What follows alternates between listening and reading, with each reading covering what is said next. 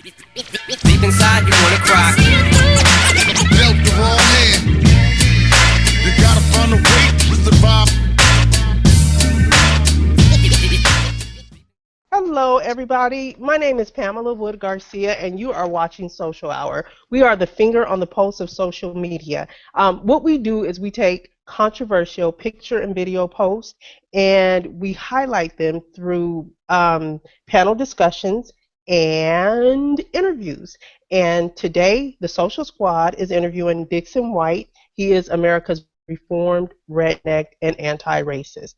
I'm going to introduce you to the social squad now. We have Dana Dane. Dana, give them some background. Hi, my name is Dana Tolson Blake. I am a 27-year retired veteran of the United States Air Force. I was a medic and a master sergeant. I now teach medical assisting at Westwood College. I am an adjunct professor there because I only do it part-time. I also am the Vice President of Events for Women Veterans Interactive.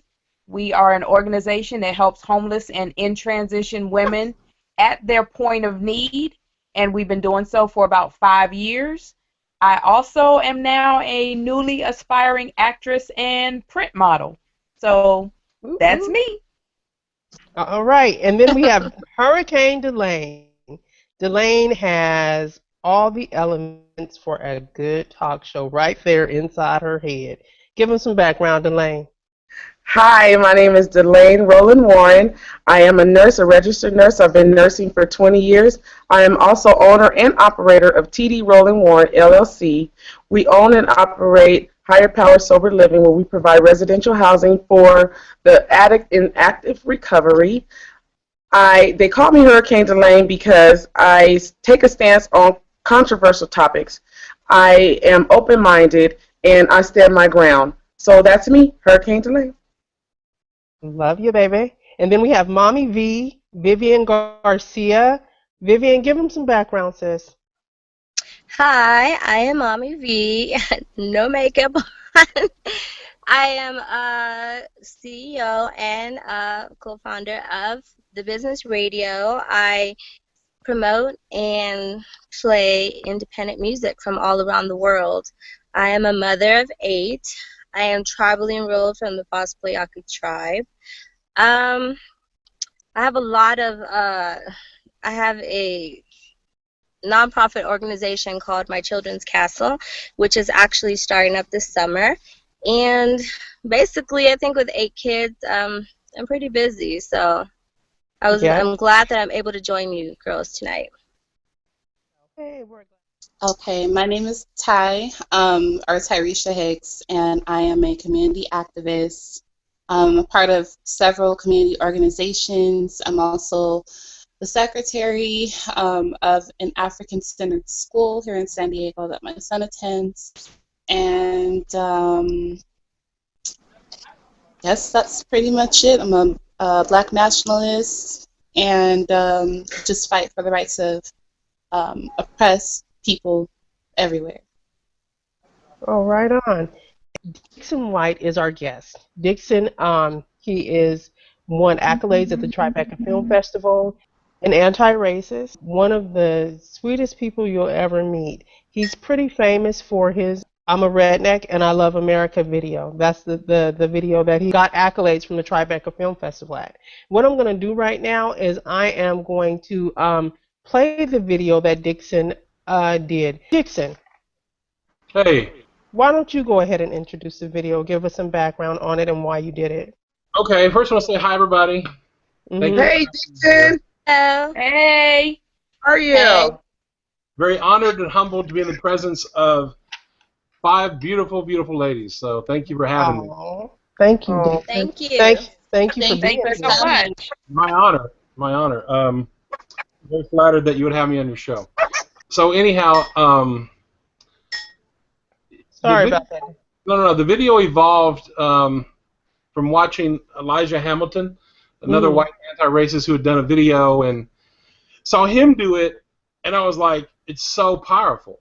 And so I was moved, and one morning I just woke up and thought I'd try it, and I got my phone, got my truck because the acoustics is better, And I tried it, and I just kind of talked from my heart. And when I woke up that morning, I had a really deep voice because when I wake up, my voice is pretty bassy.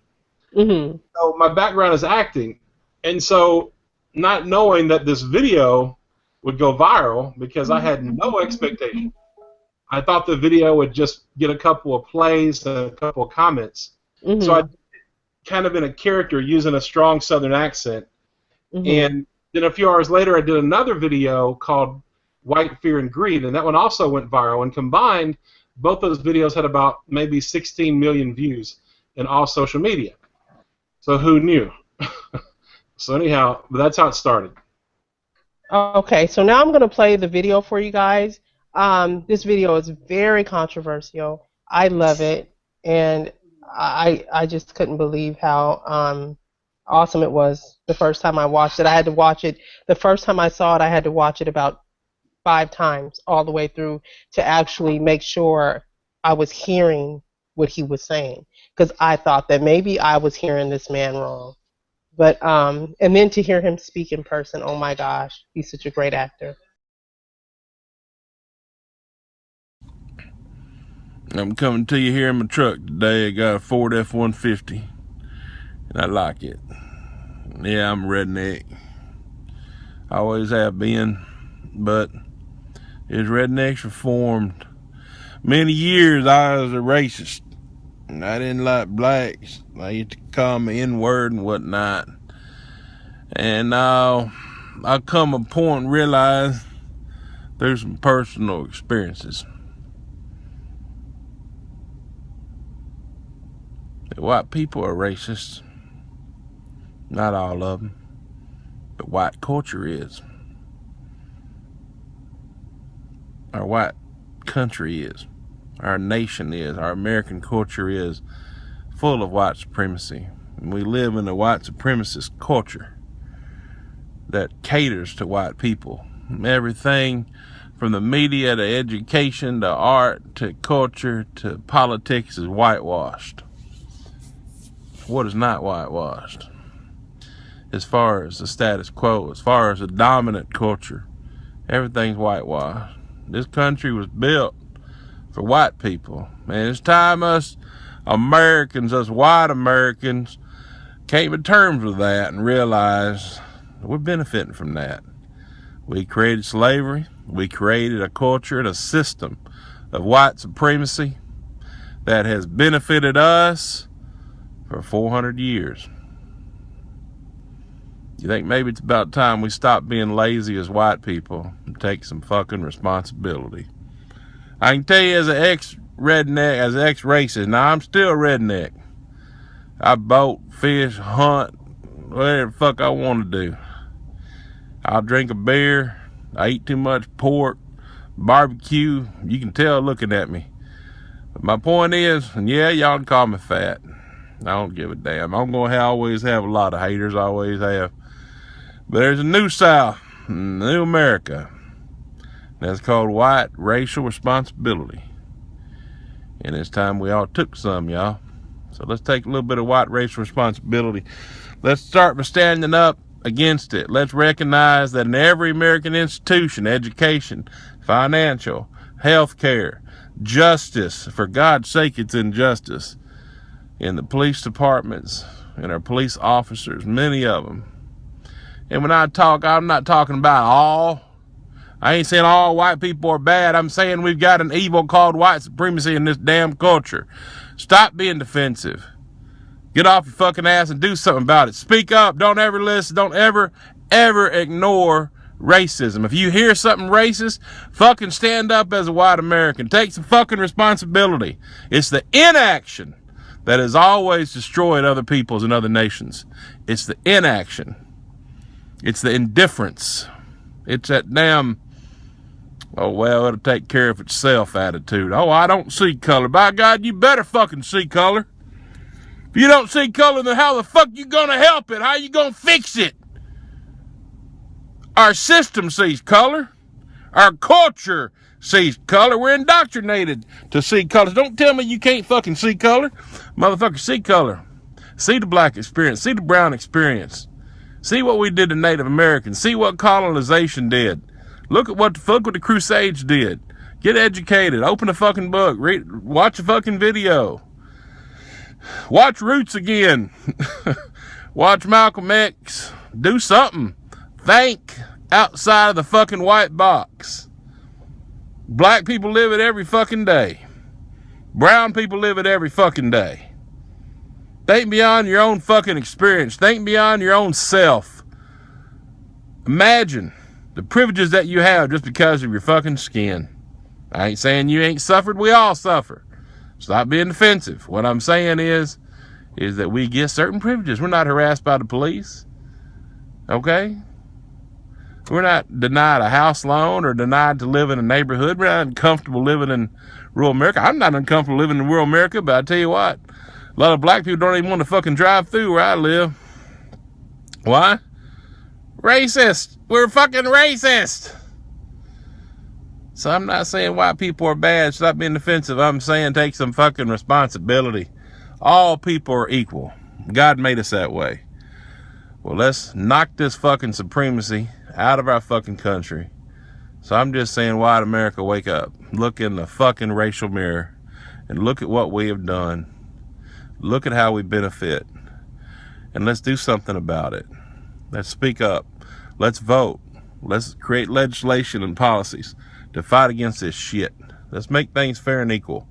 Let's take some responsibility and never, ever, ever ignore any form of racism that you see or experience or witness. Always speak up and act up. Please. Thank you. Dixon White, thank you. That was amazing. Absolutely love it. What did you guys think about that video, ladies? I mean, I've seen it before. I know what it is. It's a great video. Right. What do you guys think about the video? I think it was, me personally, this is Dana, I think it was very humbling and a great, courageous thing for him to do. For him to come on national social media and to tell people I was wrong. You know, that's a big, big thing. Big thing, in my opinion. So basically what the video is talking about, Vivian, is it is talking about how white supremacy has ruled America for about 400 years. And you know what? I'm going to let Dixon tell you because it's his video. And I think he knows better than I do what he was trying to bring across. So go ahead, Dixon. Give it to us. You put me on the spot. First of all, I want to say something. Dana had said what I did in the video was courageous. I totally disagree with that. Because I think what I'm doing is just only doing what I'm supposed to do. I don't think there's any courage involved when you're saying the truth. So I don't think that's courageous. I think courage is when you're a person of color and you're living under white supremacy and nobody wants to hear your voice because they're threatened by you. I believe that's courage. So what I do is not courage, but what I've been talking about and what I've been trying to address is our culture and system of white supremacy. And I've been trying to ask white America to take some responsibility, to find a moral compass, to address this thing that we've never, ever addressed, that we've never, ever, ever dealt with. And so I'm just simply trying to get America, the white community, and of course I'm not stereotyping all white people, I'm white. You know, the problem with white America is that racially we're very defensive, and we tend to, when it comes to terms of race, we think in terms of denial. We think in terms of being defensive, and we use guilt, and we use the notion of, Dixon's asking me to apologize. I didn't have anything to do with slavery. I'm not asking you to apologize. I'm asking you to take some responsibility for our culture and our system that created white supremacy. So that's the problem I have with white America. And I'm talking in terms of collectively. I'm not saying each individual white person is racist. I'm not asking white America to feel guilty. I'm asking white America to take some responsibility finally after 400 fucking years. We don't mind me using the F word.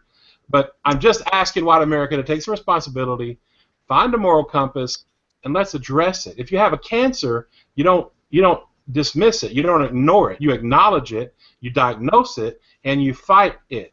And racism is cancer on our society, and it has to be dealt with. And it has to be dealt with bluntly and straight on. And we are the people that created white supremacy, and we are the people that should fix it.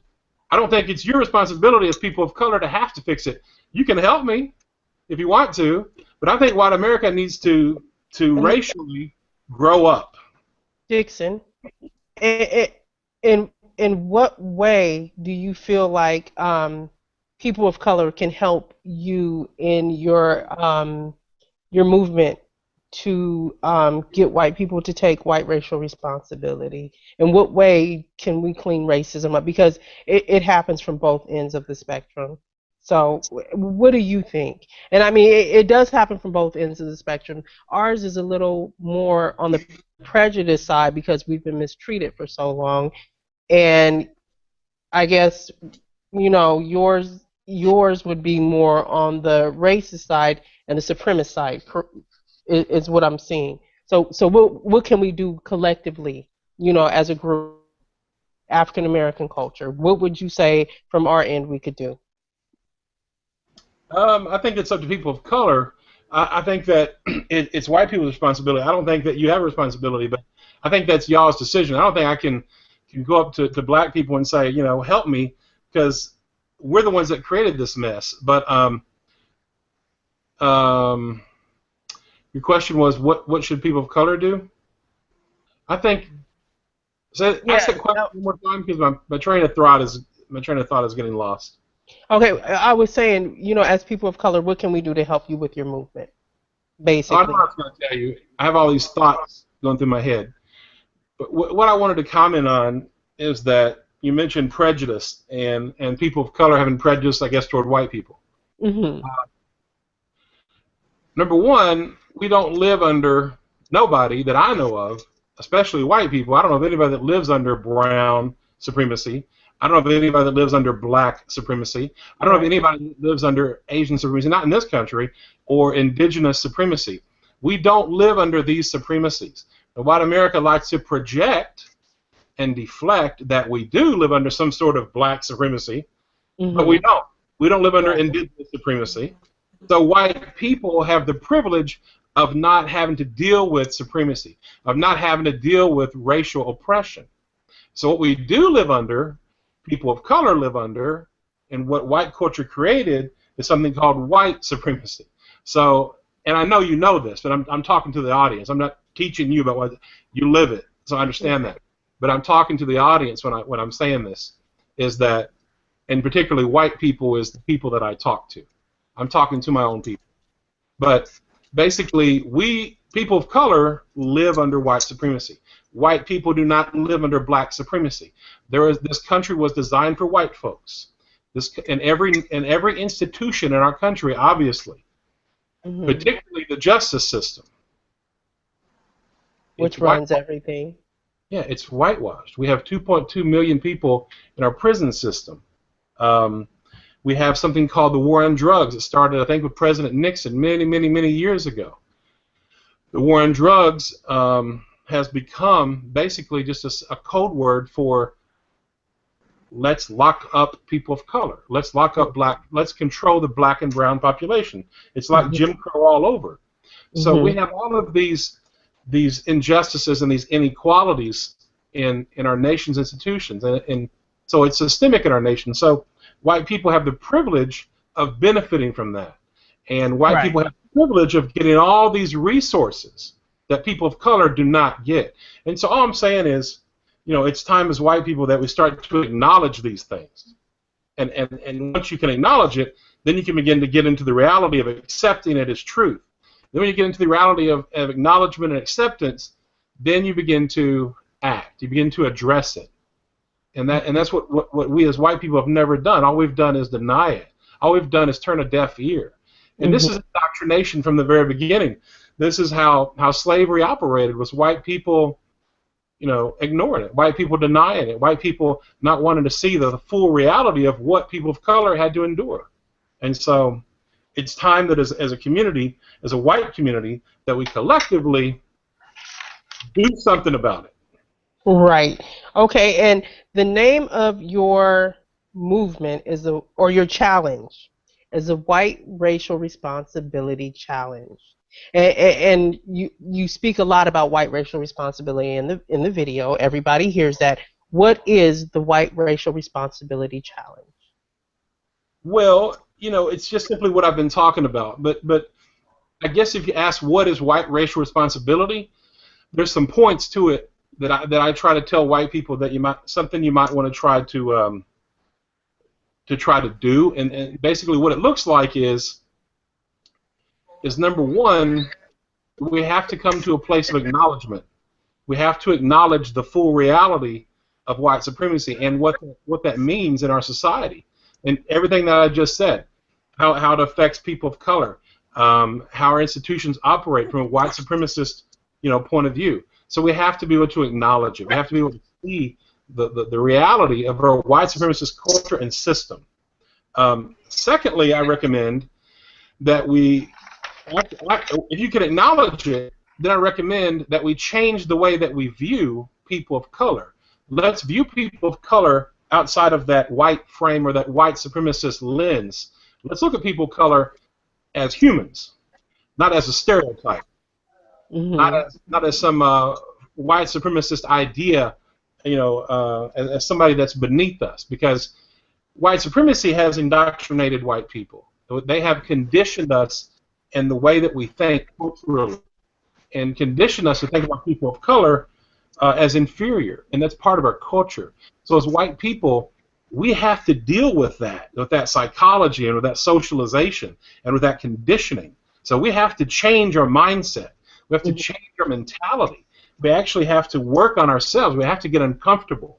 You can't be comfortable and deal with these things. So as white people, we have to get uncomfortable. So the first step is acknowledgement. Number two, we need to try to look at a better lens. We can't look at people of color through the lens of white supremacy. We have to look at people of color with full humanity as to who they are, as just simply equals, as just simply people like us. So if you can do those first steps, change, acknowledgement, change the way you look at people of color into some sort of humanity, and then the next thing is I say reach out to people of color with sincere, genuine friendships. Right.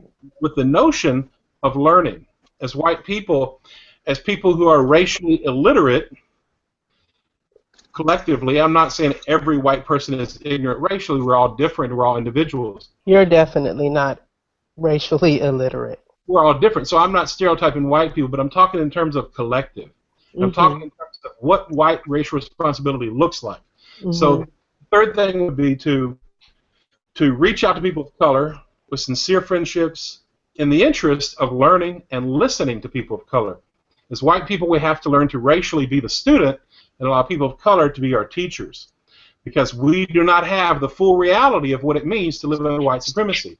So we have to be willing to listen, listen, listen, listen, and listen without being defensive. You can't hear people of color if you're constantly saying, oh, they want me to feel guilty. No, they don't want you to feel guilty. They want you to take some fucking responsibility. They want you to see their reality that they're living every single day. People of color are not just paranoid. Absolutely. There's a real reality here. So that's the third step. Listen. Be a student. Let them be your teachers. And don't expect them to teach you. It's not their responsibility to teach you. If they want to teach you, that's great. But it's their choice. Follow-up question. People of color. Last thing. The fourth thing would be to act, to do something, to hold each person accountable. If you see racism, if you witness racism, and that could be your family, that could be your friends, that could be your employer, that could be a corporation, be active, do something to address our system and our culture of white supremacy. Never, never, never, never ignore it. We have to do something. If that means marching in the street as white people, we have to do something. So that means if you're gonna, and all this, like the first step, acknowledgement. My opinion is that the first step to acknowledgement is you have to acknowledge our fear of people of color, we have been taught to fear people of color, and as well we have to acknowledge our greed as white people. We want to hold on to the economic and all the resources that we get, all the privileges that we have because of white supremacy. So you have to be able to face the fear, face your greed, look in the mirror. So that's the fourth step, is to act.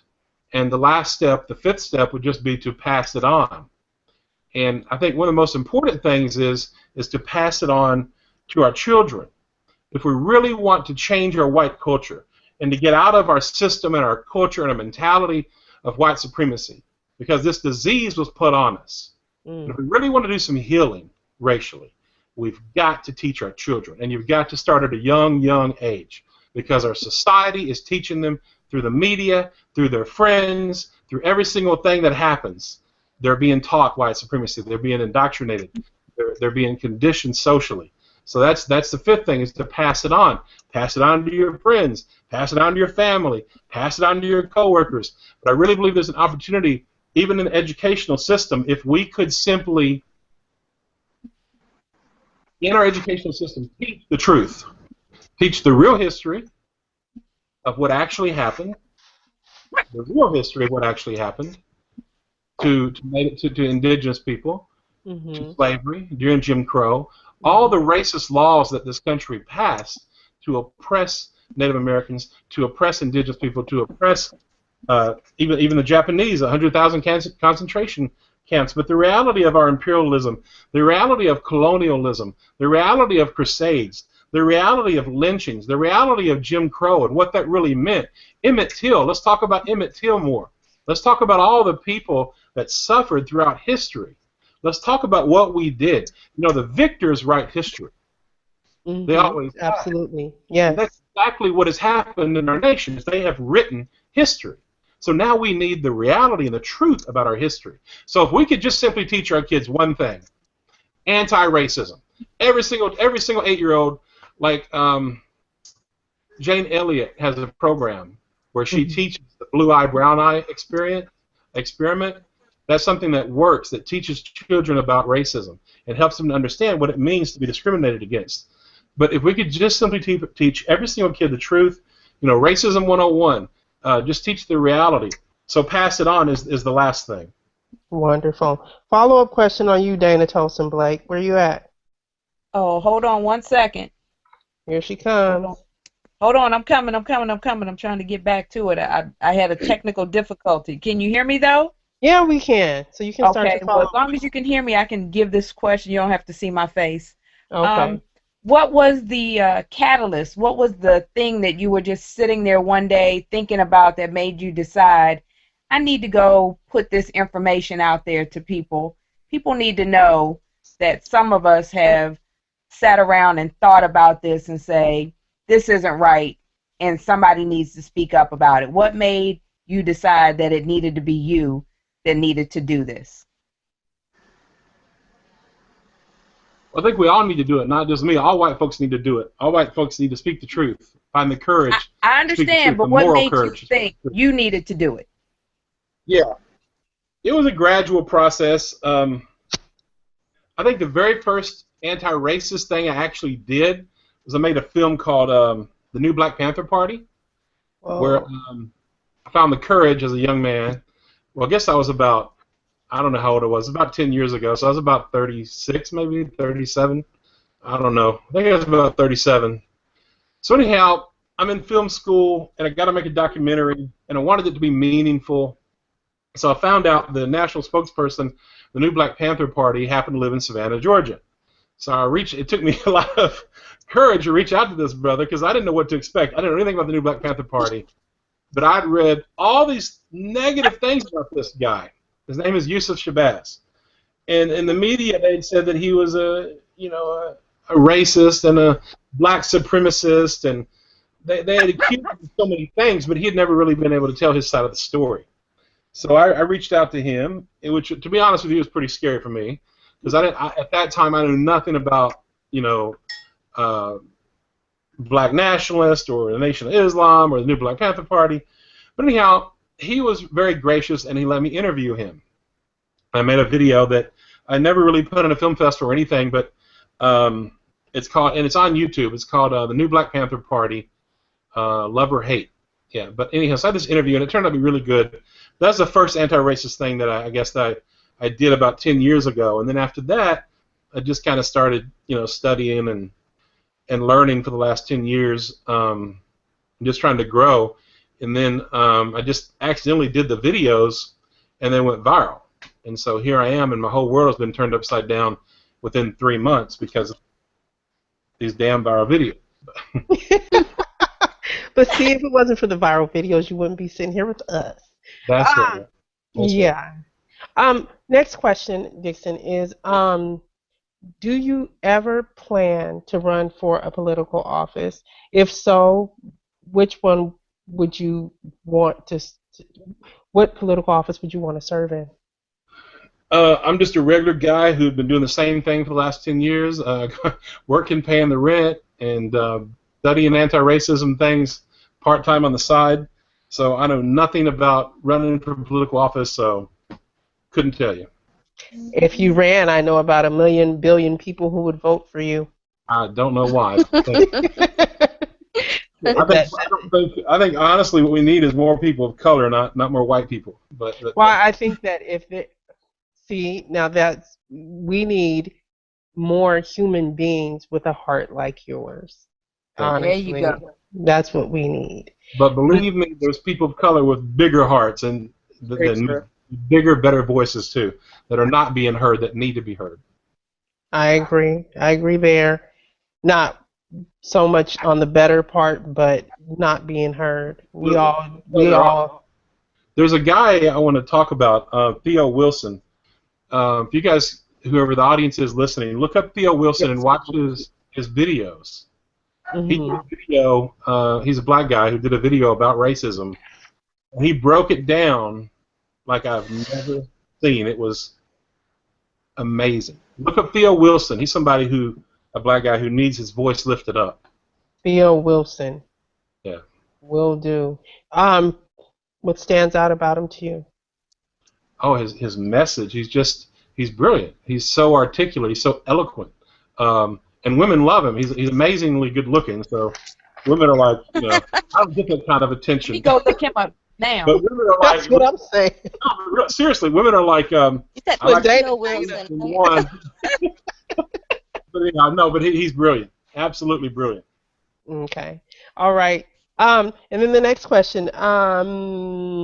A good question. We all know that you won accolades at the Tribeca Film Festival for the video that we just attempted to show. And I wanted to know, do you have plans to ever work in television and film? I mean, on a broader scale, not just independently, but to weave your movement into mainstream film. Do you have any plans to do that? And if so, who would you like to work with? Oh, I have no plans, but if I had the opportunity to make a film, I do have a film that I would like to make, which I believe could be a game changer. It's a film that's in my head. I haven't written it. I started on it, but I never finished it. I've been procrastinating on it for 5 years, but it's an anti-racist film that I think could potentially do something to help white America deal with the issue of white supremacy. But okay. I would love to be able to make a film, but I have no plan to make a film. And the reason I'll make the film, well, number one, I got my degree in filmmaking.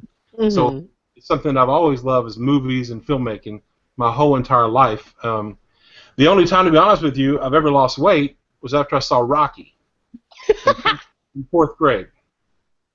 So I lost 40 pounds in 4th grade. I went from being fat, chubby kid to completely skinny. So movies have always impacted me. And then the other thing is I'm an artist. I'm an actor. I've always done acting my whole life. My greatest passion was acting, and I gave it up about 10 years ago. But, everybody needs to use their gifts. And so if I could get to use my gifts to further the message, then yeah, I would take that opportunity. But I have no plans. I'm just going to keep going and see what happens. And I don't believe I even deserve this attention. I think the only reason I'm getting this attention is because I'm not threatening. I'm not threatening to white America. Oh, my dear, but you are. Perhaps. Very. You are a major threat to them. You just don't know it yet. It's only been 3 months, Dixon. Okay, but you guys know this. what I'm going to tell you is true, and you know it's true. What's If that? I was an African American, if I was a black person, do you think white America would be so receptive? No, Hell they no. would, and Exactly. that's what That's makes another you reason why I do this. but that's what makes you such a huge threat. Is because white America is receptive, and to the people who their Right. mindsets haven't changed and they want the white supremacist movement to continue, you're a huge threat.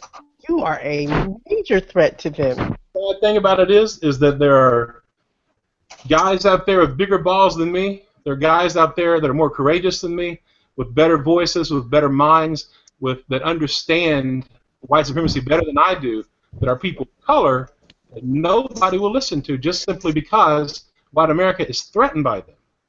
And so that's the injustice that I hate.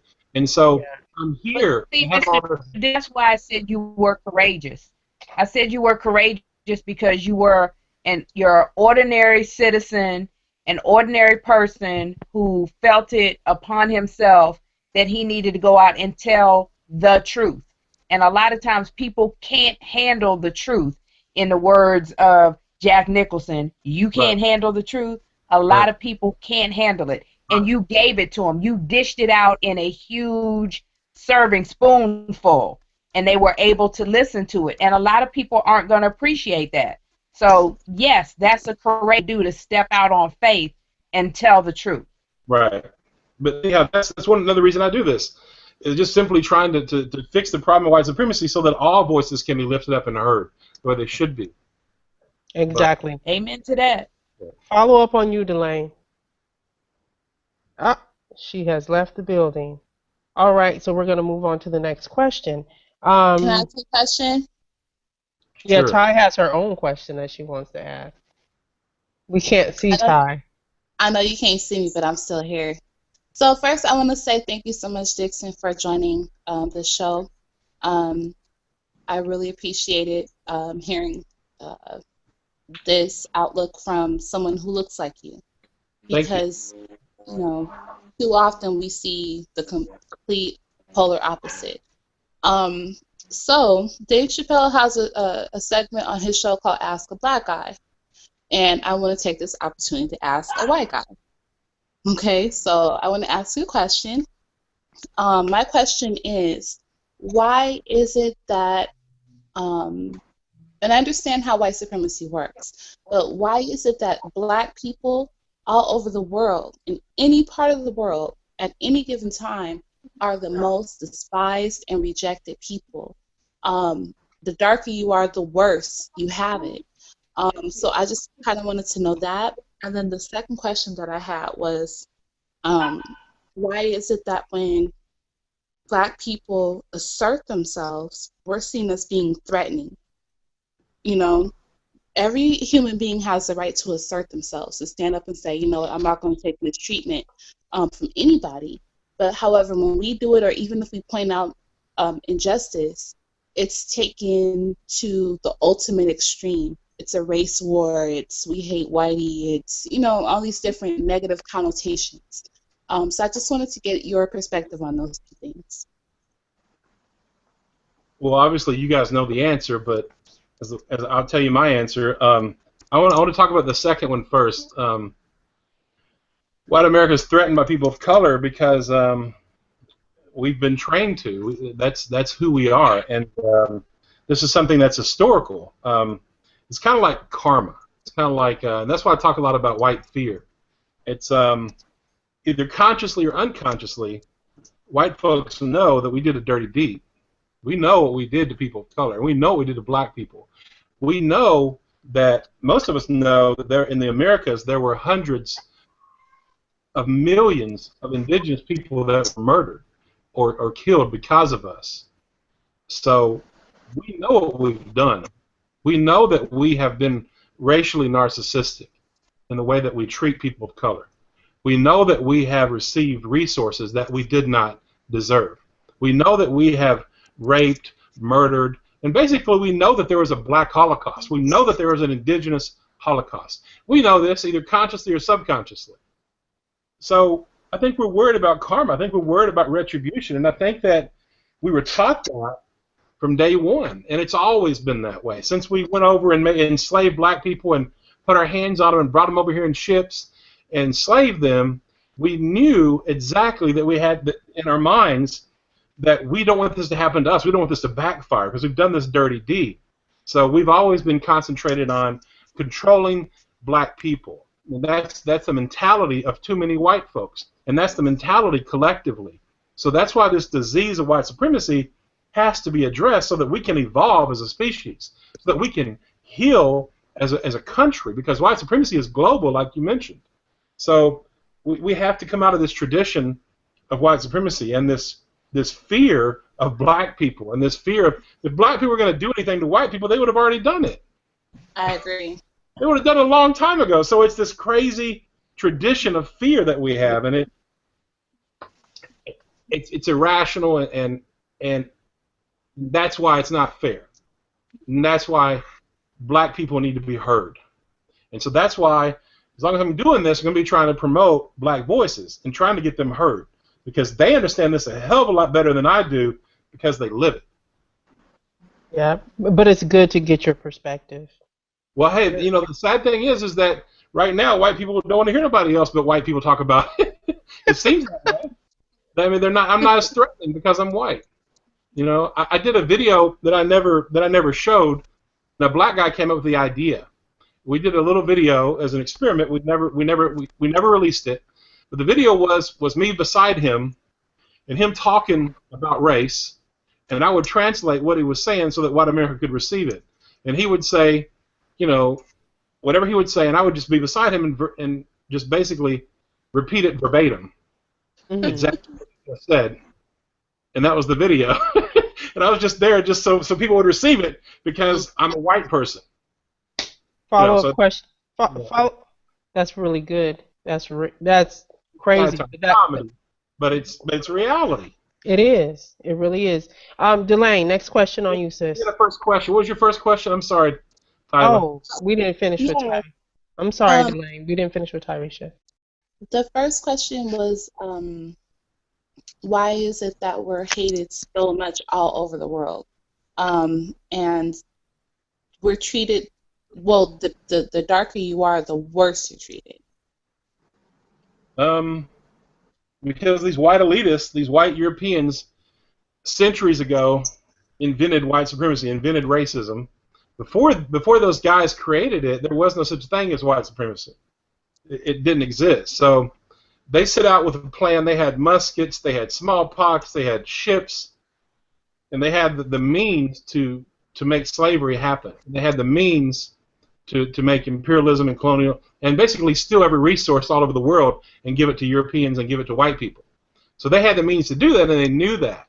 So they basically, what these white elitists wanted to do in Europe was they wanted to create a propaganda, a lie, that people that were not white were subhuman, so they could justify exploiting millions and millions and millions of people of color all over the world.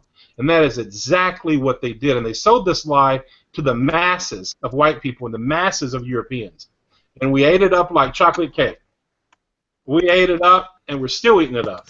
The lie of white supremacy, the lie of racism.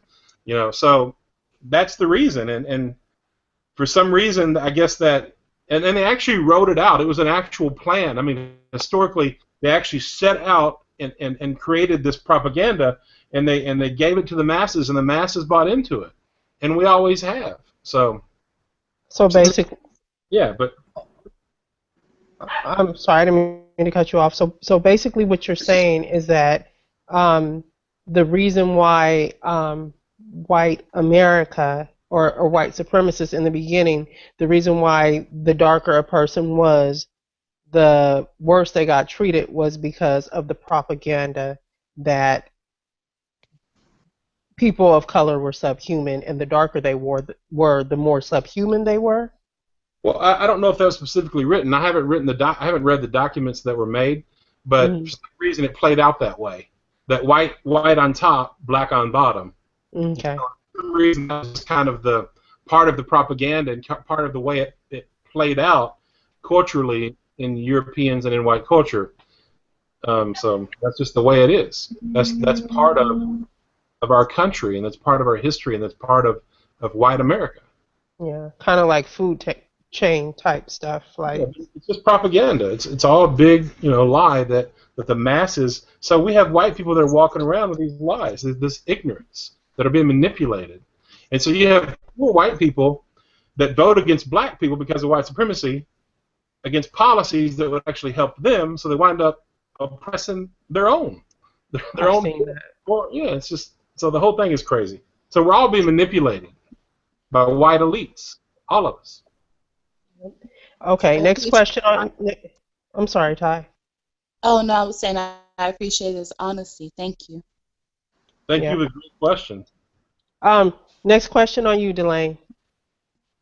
My question to you, Dixon, would be, how do you deal? You have such a you take a controversial stance and you have a controversial message, yet it is positive. And me being a controversial person myself, how do you or how have you dealt with the backlash, the people that don't necessarily agree with you, on both sides? There's blacks that don't agree with you, and there's whites that don't agree with you. There's Hispanics that may not agree with you. How are you handling the backlash? And does that change your view? Well, the hardest part for Because me as a white ally, the hardest part for noticed- me. Sorry, go ahead. No, I noticed that, one of your posts, you said, well, I'm not going to refer myself anymore as a redneck. Mm-hmm. And I responded, was like, no, that is what is actually drawing people in, because it caught my attention. Like, a redneck, but he's anti-racist. I want to hear what this guy has to say. So that was a little bit of negative feedback that you had to deal with. So I want to know, in other feedback and negative feedback, how are you dealing with that, and what makes you keep going with your message even though you may be getting all this negative feedback? Well, I keep doing it because I hate bullying. I was bullied my whole fucking childhood. I was bullied. Then I was bullied in college to the point of almost having a nervous breakdown. So I got to the point when I was 20 years old, I can't stand to see people being bullied. And that's the whole reason I'm doing this, is I hate to see people fucking bullied. It's that simple. I'm tired of seeing people of color bullied. That's it. And so what I want to do is fix my own. I'm not going to tell black people what they should do, because I think you can handle your own. But I think white people need to take their own responsibility. And we never have, racially. But back to your question, the hardest thing for me, and I didn't realize how hard it would be until I got into this 3 months ago when I got all this attention, but the hardest part is not the white supremacists and the white nationalists, because I knew all that going in. The hardest part is when people of color don't trust me. That's hard for me. I didn't know it would be so hard, but it is. But at the same time, I understand it. We have 400 years of white people stabbing black people and stabbing people of color in the back. We have 400 years of white people being untrustworthy. When black people look at me and they see a white person talking about the truth, they're going, uh-huh, right. That white boy's going to do something. He's going to say something stupid. Somehow he's got some kind of a white agenda. And it is true. I could screw up because I am white. I don't have the full reality. But, I only know what's in my heart. And I only know that I'm tired of injustice. And so I keep doing what I'm doing because white people are willing to listen to me. And as long as white people will listen to me, I'm going to keep doing it in the name of justice. But it really is hard. I'll be honest with you. It's been really, really hard for me. It's easy being white. And I'm not saying it's hard, much harder, I think, in this life being a person of color. But as a white ally, it's been difficult for me to have to deal with some of the distrust. And there's been so much distrust toward white allies. It's difficult, but it's very understandable, given the history of what we've done to people of color. So I understand. And we are idiots. Racially, white people are illiterate. And I'm one of them. So I'm a student of you guys. You guys teach me about your reality so that I can learn and pass it on to more white people. But I understand the distrust, but it's been very hard for me. How do we gain the trust of each other? What's that? How do we gain the trust of each other? Because of course, as people of color, we have mistrust because of the history that we've come from. But then at the same time, we've done things that make people not of color mistrust us. So how do we gain the trust of each other? And what is your suggestion, or how would your movement help us become one band, one family, and we all gain trust of each other? Because you have a powerful movement, and it's moving. But there's trust that needs to be gained on both sides, I believe. Yeah, I mean, I don't think people of color will always completely trust me or any white ally. They just won't. I hope that people will look at me for my work and for what I'm saying, and they look at the truth that I'm speaking, and that should be the bottom line. I'm gonna make mistakes. I'm white.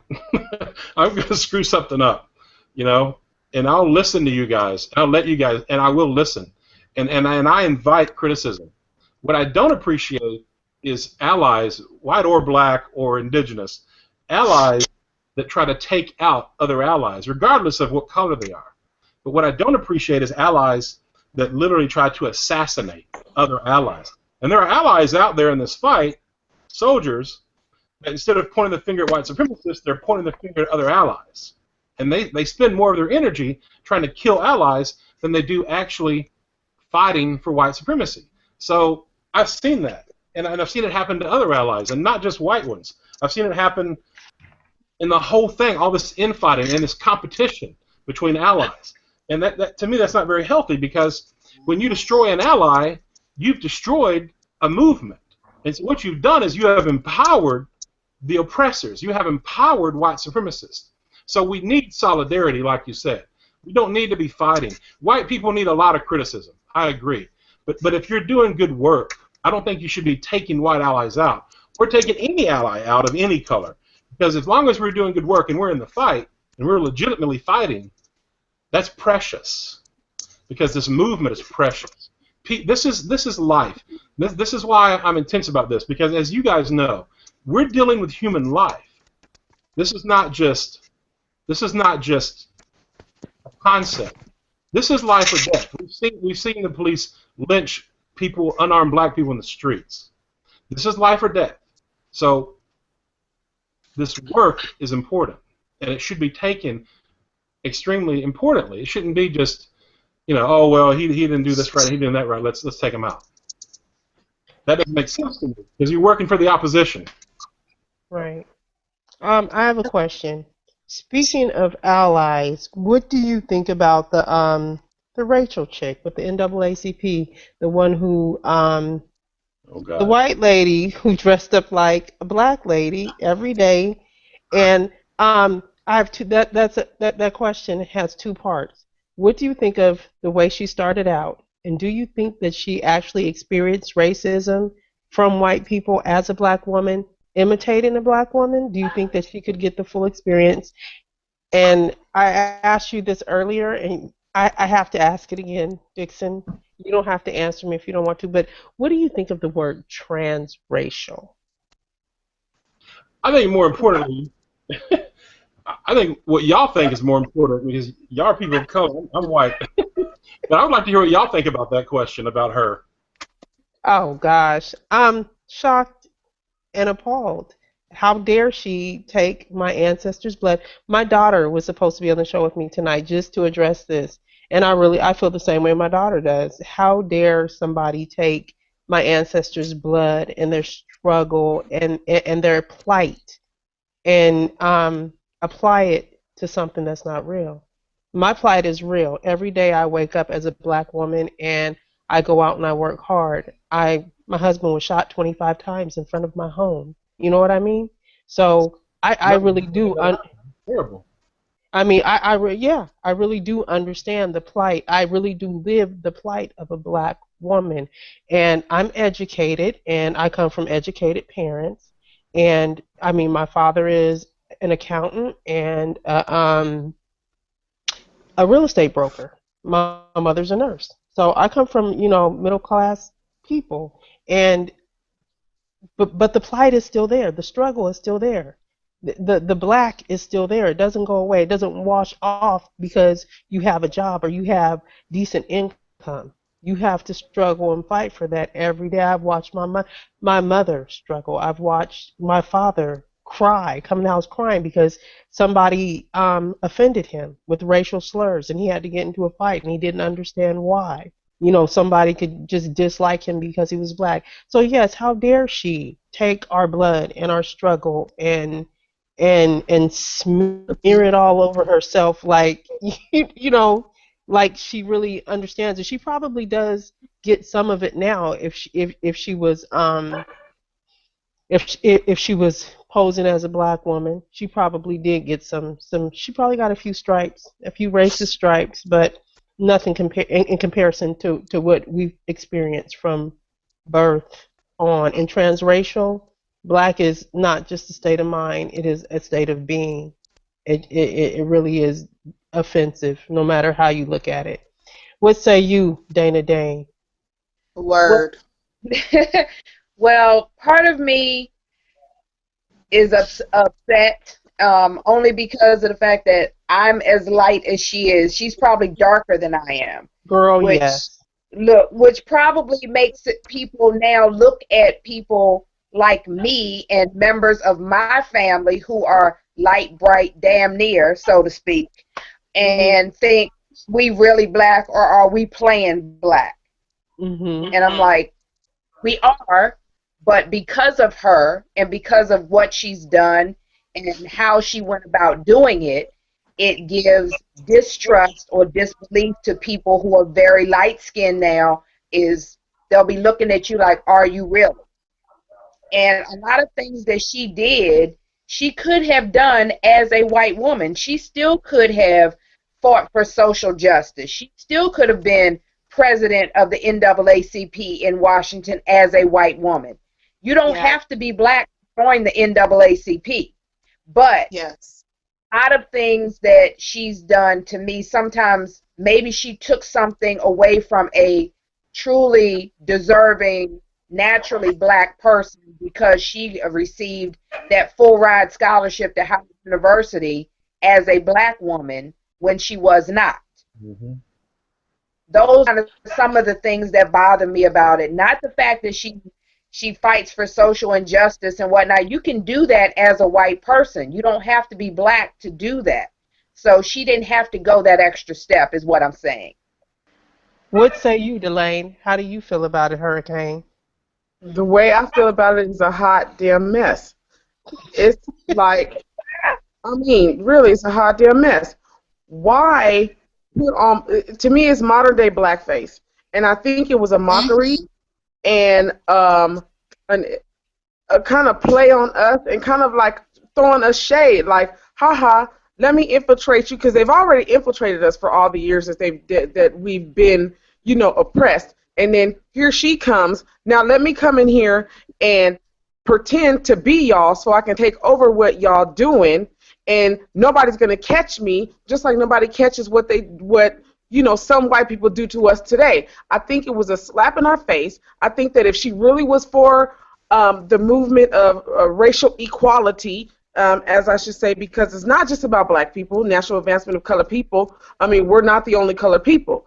If she was really about our equality, she could have took that stance and be courageous like Dixon is and say, listen, I'm a white woman and I don't agree with the mainstream of white America and how we, even in 2015, continue to try to oppress people of color. She could have took that stance, but she chose to put on blackface.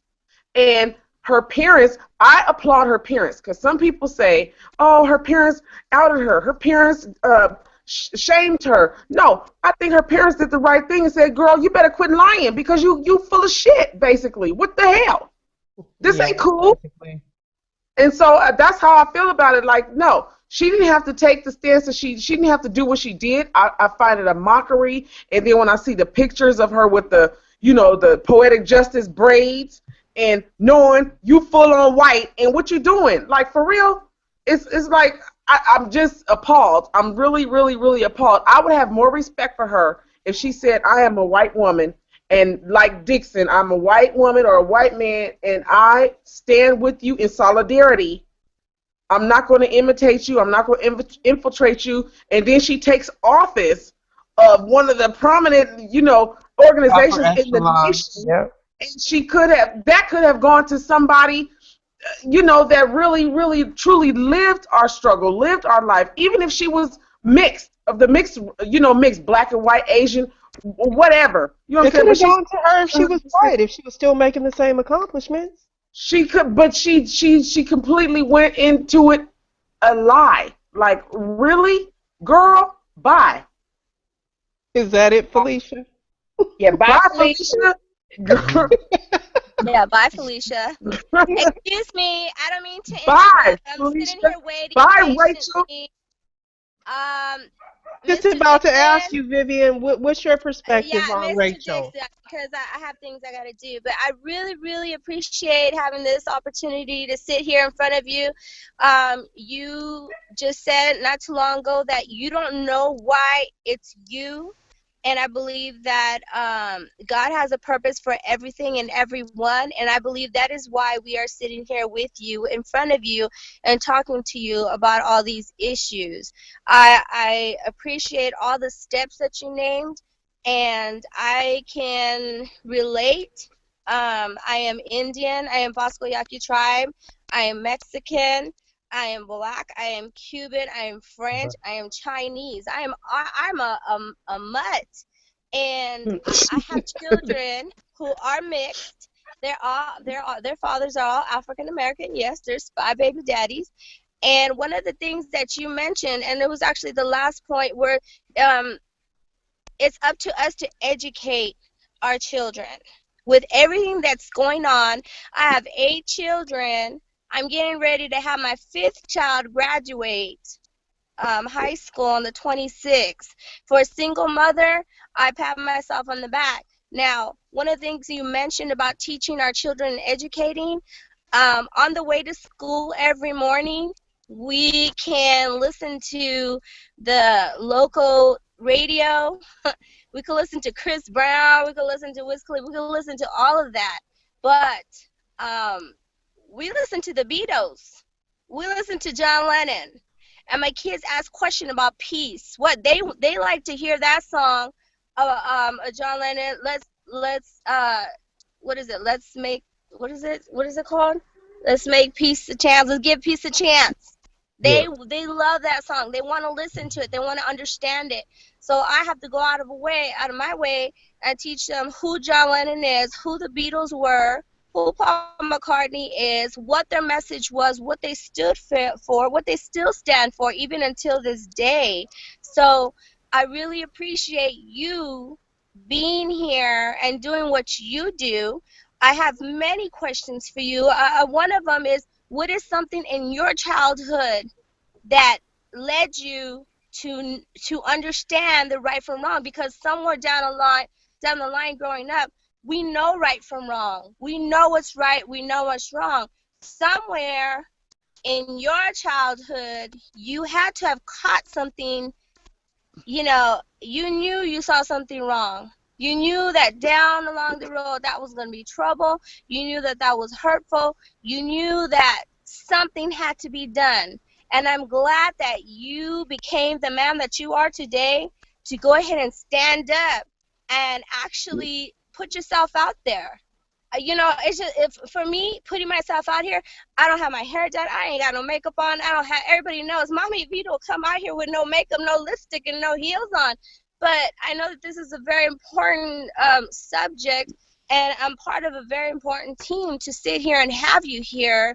And again, thank you. And I don't mean to be rude or anything, but I have to go. So I just wanted to say, God bless you. You are in my prayers. Keep doing what you got to do, because actually you're standing out. And there's this one song that my son just recently taught to me and showed it to me, actually, was by Big Sean, and it has Kanye West and John Legend. It says, "One man can change the world."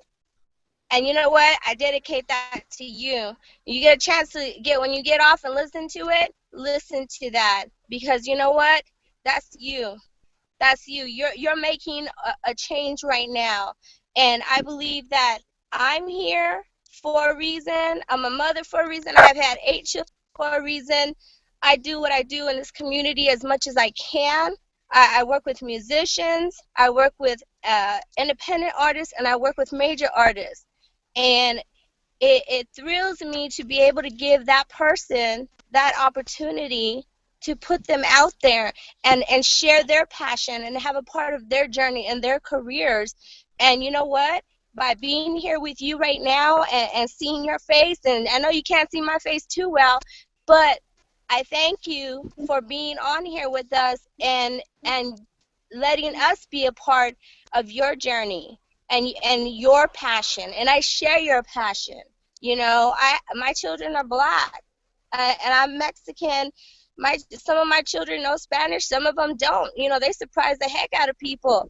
You know, or when I walk around and my kids are, you know, have braids on, and they're like, that can't be your mother. Yes. So, you know, I understand it, and I wish that I could have an answer. I don't know if you have time to answer that, but, you know, I just wanted to know, where in your childhood did you see something or you felt something that you knew down along the line till right now, to this very day, to this very moment, that makes you feel that this is what you got to do? Because for me, growing up in Tucson, Arizona, being Indian, being Yaqui Indian and Mexican, and then coming to San Diego, California, it was a culture shock for me. You know, I'd never seen Somalians before. I'd never seen Asians taking over you know, certain areas. I was never exposed to the gay community. I've never had that before, and I'm not being prejudiced, and I don't believe in that because I'm a God-fearing woman. But I do understand that I need to learn and understand it. And while I'm doing that myself, for myself, I have to educate my children.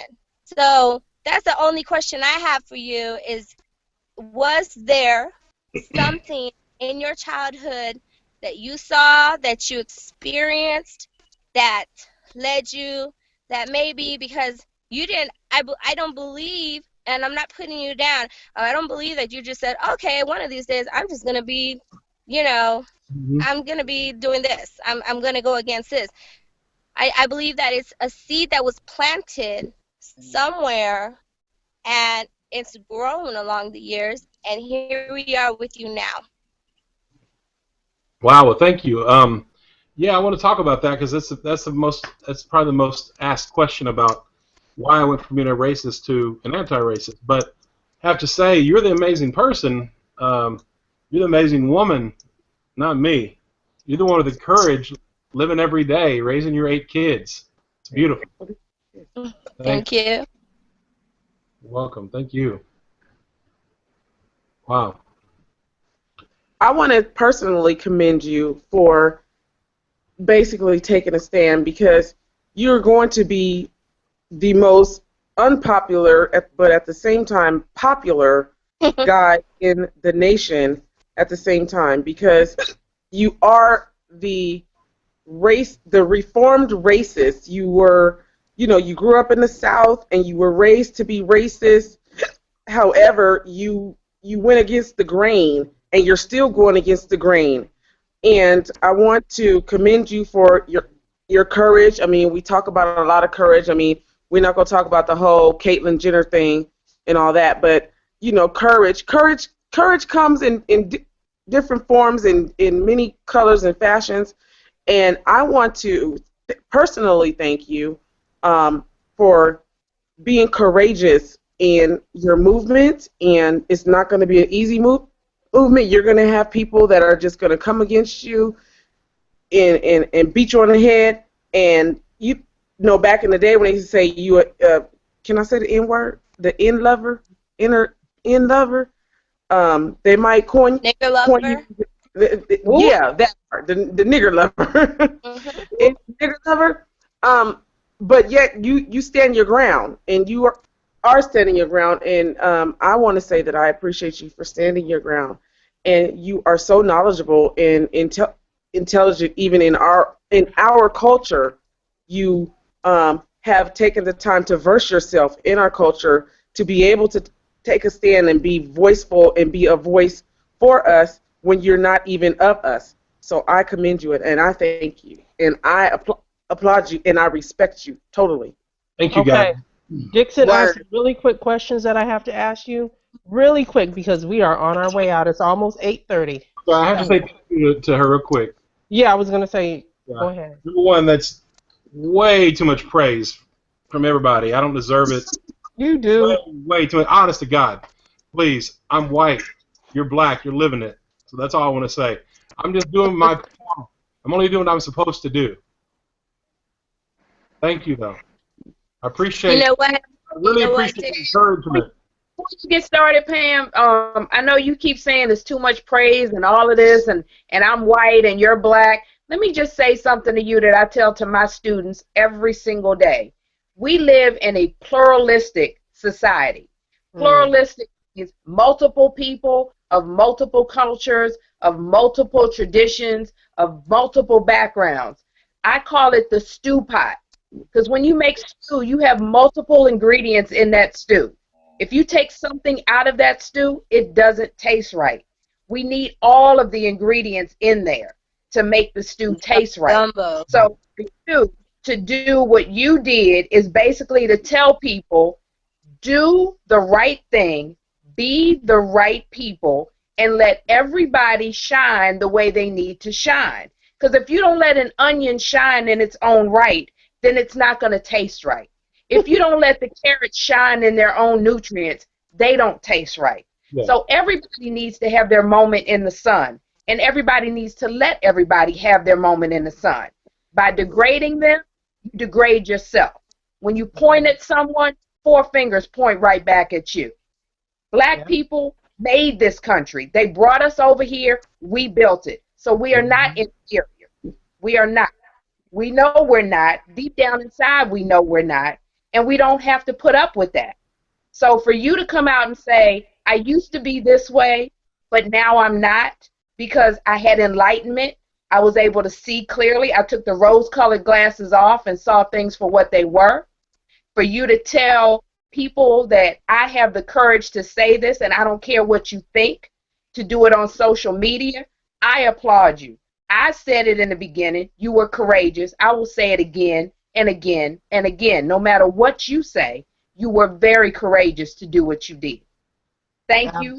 I appreciate you, and God bless you. That's right. Thank you, but I just have to say honestly, to God, on my mom's grave, it's not about me, and it's not about courage, because there's so many voices that are not being heard right now. And as a white person, I'm only doing what all white people are supposed to be doing, which is just fucking speaking the truth. That's not courageous. Somebody had to do it first, and you did it first, so now maybe they'll follow suit. That's what's up. That's the truth. You know, I have the privilege. And as you a know white what? person. From here, Let me say something. I have a privilege as a From here- white person. I can go back to being comfortable anytime I want to. Anytime I want to, I can stop. That's the white privilege. Comfortable. Mm-hmm. The white Yeah, I privilege. think, You guys don't have that option, do you? You have to live with white supremacy. I don't. Yeah. I can go back to being comfortable anytime I want to. You guys can't do that. I think that's that not fair.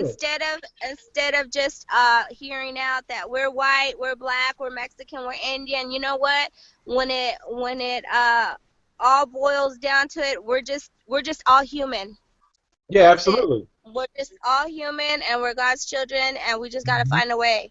And thank you for being one of those Thank you, leaders. guys. All right. And And good night. good night, Viv. Okay, so here we go. We are about to end the show. That's our cue music. That means it's time to almost go off the air. We got about 5 minutes. So in that 5 minutes, Dixon, I want to ask you, who inspired you the most in your life? I don't know. I guess as far as it depends what you mean. My mom was always, and my great grandmother was always inspiration. Okay, and then celebrities. Who would you love to hear from? Who would you love to work with? Who inspires you the most as a celebrity? I don't know. Maybe I've always had a lot of respect for Oprah, which I know she has a lot of critics, but I used to watch Oprah's show and cry with her. Every time she would cry, I would cry. Okay. But anyhow, I don't know. I've always had a lot of respect for Oprah.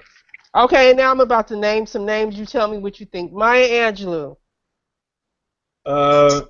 Incredible, brilliant, creative, charismatic, amazing, Nelson Mandela. courageous, wisdom. I don't know, just an amazing man. Tim Wise. He's been a mentor of mine for over 10 years. I've been reading his stuff. You know, he has some critics, but I think all people are going to have critics. You know, but I've always had a tremendous amount of respect for Tim Wise because he speaks the truth, and his work and his words speak for themselves. So I support Tim Wise, and I always will. Wonderful. Or at least I always have. Malcolm X.